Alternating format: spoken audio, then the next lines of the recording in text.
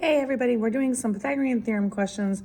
I am asked to find the values of x and y for each of the figures below. Anytime we do end up having a non-perfect square, we are going to round to the nearest tenth. So we're going to take a look at this problem. We see the x and the y here.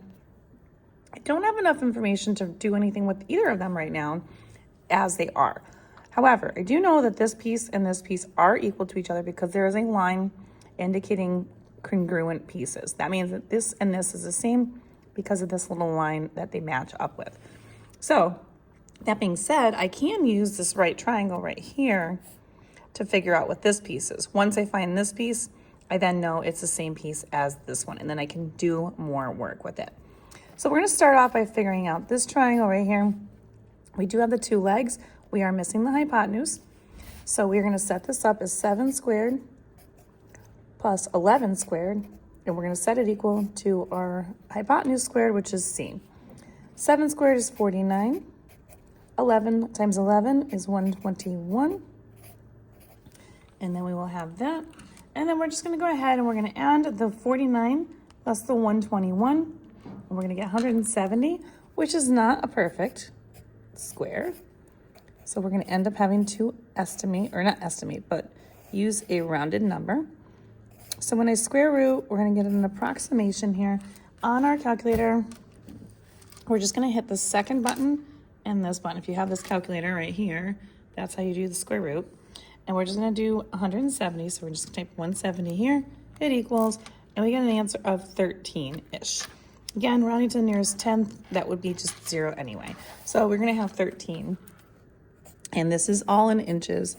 So that means that that missing hypotenuse is going to be 13 inches. Now, because this piece and this piece are the exact same, that means that this x right here is going to be 13 inches as well. So now I know x is equal to 13 inches in this one.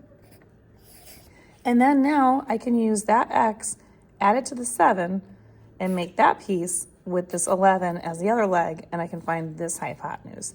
So we're going to take 13 and 7, add that together. That's going to be our one leg, which is 20. And that's going to be squared.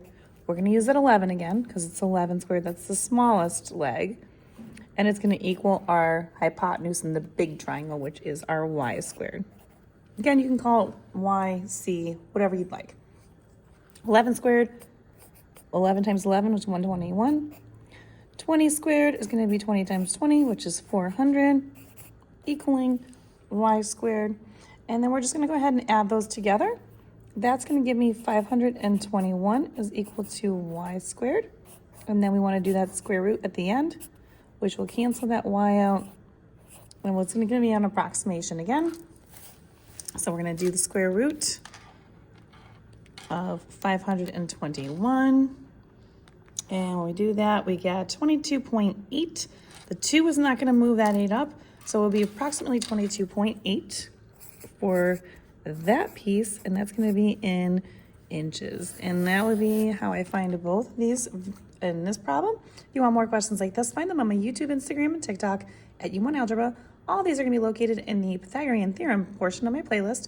Don't forget, like, share, follow me for more, save this for later, and I'll see you soon.